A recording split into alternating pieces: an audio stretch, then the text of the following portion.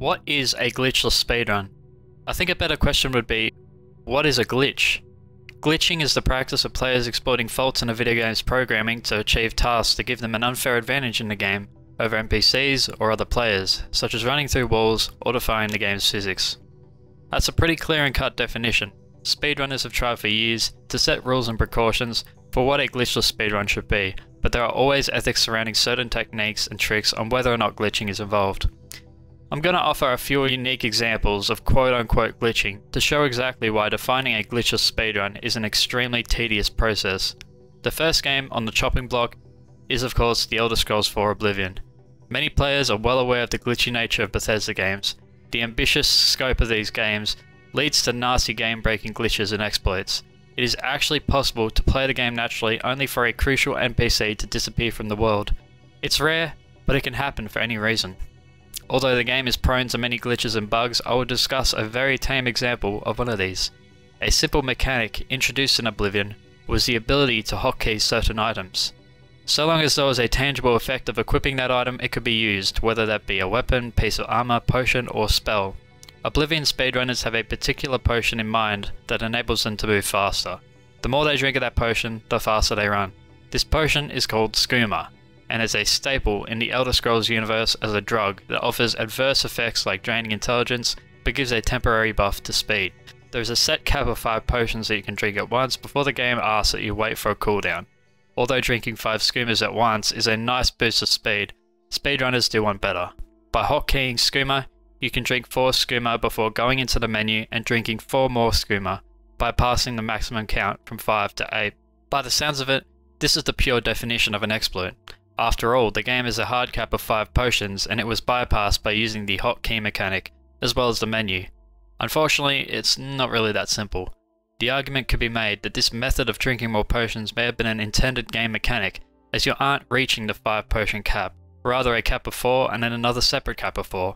It's more plausible to assume this was an oversight by the developers, but only they know for sure whether or not that is the case. It's either an exploit or a clever use of game mechanics. Since any player can purchase skooma and achieve a high speed of either 5 or 8 skoomas worth, it may be possible to reach certain areas that are otherwise supposed to be unreachable. Theoretically, if something like that were to occur in a glitchless speedrun, you would have to ban the use of skooma even though it's a part of the game like everything else. These are the kinds of situations that speedrunners have to consider when defining a glitchless speedrun. Let's look at a different game. I always refer to the game that started it all as a good case study for glitchless speedruns. Remember Quake? Quake was one of the first 3D games to have speed as a primary goal in the game. Similar games like Doom and Wolfenstein 3D also had these target times that reward beating the game as quickly as possible. The Quake engine allowed for the earliest form of a technique that would later be dubbed as bunny hopping. This technique exists in many games, especially in games running on the Source engine such as Counter-Strike, as it is a heavily modified version of the Quake engine. By taking advantage of the strafe speed, you can maintain that speed by landing a jump on the same tick that the game refreshes, kinda like a frame-perfect jump. You can then keep that momentum, strafe again, and repeat the process until you gain a heap of speed. I'm probably not the first person to suggest that this game mechanic wasn't an intended feature. It was just a byproduct of strafing and jumping that makes bunny hopping work at all. To define this kind of movement technique and exploit is extremely hard to pinpoint, as strafing and jumping is a core part of the game's movement. You could call this a clever use of game mechanics or an exploit and have a good justification for either argument.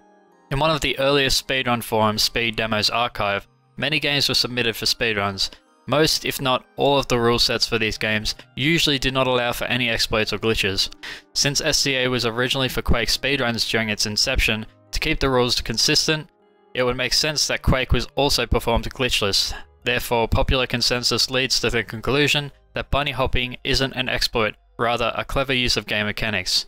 Remember that I spoke briefly about Oblivion? Let's take a look at another Bethesda series, Fallout. In Fallout New Vegas, you can use the hitbox of a dropped piece of armor to have just enough height to reach the monorail from below. With some precise platforming, you can get on top of the monorail and on top of the train to take you into New Vegas without ever stepping foot inside of Camp McCarran or any part of New Vegas. This is a huge conundrum, as dropping items is an intended part of the game, but using the extra height to sequence break going into New Vegas is surely a glitch, right? Well, no. While you could argue that you are exploiting the hitbox of the armor to sequence break, you never go out of the bounds of the game to reach this spot. Through normal means, you can reach the monorail train without any problems. There is a huge invisible wall that is supposed to make it impossible to get on top of the monorail, but clearly the developers didn't do a good enough job and speedrunners can never get around it. This is where the ethics of defining a glitchless speedrun comes into play once again. There is an invisible wall there. Therefore, it is safe to say that the movement displayed is unintended by the developers if they have put that wall there to begin with. You could argue that it is an exploit, that it is unintended, and that it offers an advantage. On a casual playthrough, you are supposed to be liked by the NCR, dressed up as the NCR, have Boone as a companion, or kill some NCR soldiers before being allowed in the area. Speedrunners don't choose any of these and have ultimately decided that this is not a breach of their glitchless speedrun and it is allowed. Now I'm going to show you a very interesting example. Ratchet & Clank is a PlayStation 2 platformer from 2002 that shows off a variety of movement abilities. Once the helipack is unlocked, Ratchet can high jump, long jump and glide. I'm going to do a series of long jumps across this strip and count how many I can fit in before I reach the end. Now I'm going to do the same thing, but count how many I can fit. It was definitely less than before, but how is that possible? You may have noticed that I was going faster and faster the more long jumps I strung together. After the first long jump, once I let go of my analog stick, Ratchet moves faster and faster, which is really weird. Is this intended? Well, we won't know for sure unless we ask the developers. Let's assume that this is intended. I build up speed gradually until I hit top speed, which happens to be kinda fast, but there is a hard limit to how fast I can go. So if the developers knew about this mechanic, they made sure that Ratchet couldn't go faster than top speed. If a glitchless speedrun of Ratchet & Clank could ever be conceived, you would need to look at the basic movement techniques and conclude whether this is a glitch or an exploit of some sort before looking at other things. The game is extremely lenient with its input presses. You have a few frames, press R1 or R2 after the X button to register as a long jump. Even without Clank, if you want to do a side flip, you can press X slightly before R1 or R2 and the side flip will work. Speedrunners can exploit this by overlapping animations and getting much faster speed than normal. This is me doing side flips on the left, and this is me doing lag jumps on the other. They both look like the same action, but one is moving faster than the other.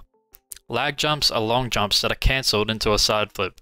Speedrunners learn the rhythm to gain the most speed to perform a mid-air long jump, which is a long jump cancelled into a side flip, cancelled into another long jump by pressing either R1 or R2. This overlapping of animations is clearly a glitch, but the simple fact of the matter is that lag jumps is something that can be performed by complete accident during a casual playthrough. It might offer a slight burst of speed and further distance and height, but without a purpose, this trick on its own doesn't amount to any exploit or glitch. But if I try to side flip on these boxes and hyperstrike, I have a really hard time doing that.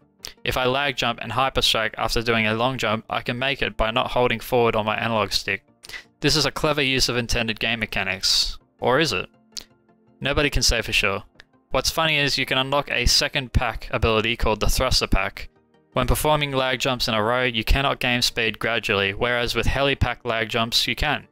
The inconsistency here might suggest that the helipack wasn't designed with this capability in mind, as it probably would have been a copy and pasted feature in the thruster pack. Apart from glitchless speedruns, there is a similar but less controversial discussion surrounding no out of bounds runs. Conveniently, Oblivion has a no out of bounds category in it. In Oblivion there is a section here where you need to pull this lever. For some context, once this lever is pulled, an NPC will be able to meet you at the finish line.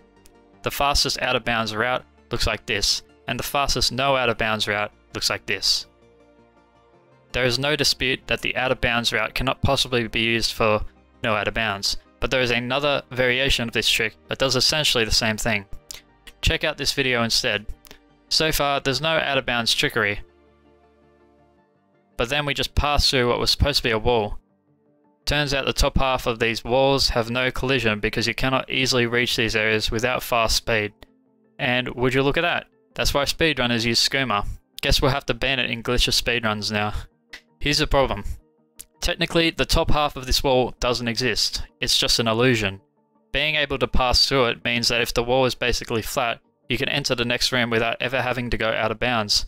Should this technique be used for no out of bounds speedruns? Probably, but probably not. Let's see how Jak 3 handles their rules. In Jak 3, there is this goo. You cannot do anything with the goo. The only way the goo will go away is if you progress through the game. Only after watching a particular cutscene will this goo disappear and you can enter the cave. But progressing through the game takes too long, so what do speedrunners do?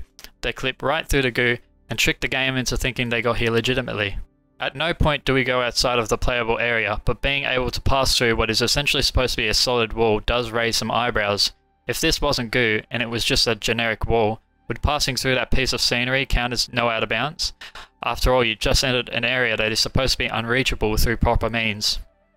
Obviously, if this example is used for glitchless speedruns, this trick would be a no-go, but it's getting harder and harder to define what a true no out of bounds speedrun is and what a true glitchless speedrun is without getting into a sort of dispute. The last game I wanted to talk about is a game that I've been running recently. When emulating SpongeBob Battlefield Bikini Bottom on Xbox 360 using an original Xbox disc, the sky can sometimes produce a very weird effect. This only affects the aesthetic of the game and is therefore fair amongst the other platforms without this. This definitely fits the definition of a glitch, but in terms of a hierarchy, this visual glitch falls extremely low on the list of most influential glitches. If there was a glitchless speedrun for this game, this would definitely be allowed even though it's a glitch. It makes sense. There's this really cool movement technique in SpongeBob Battlefield Bikini Bottom where you have exactly one frame to input an extra jump after being damaged by something. This wouldn't matter on its own, but by using the momentum of damage boosting, these frame perfect jumps can skip so much content by covering a large amount of distance or height.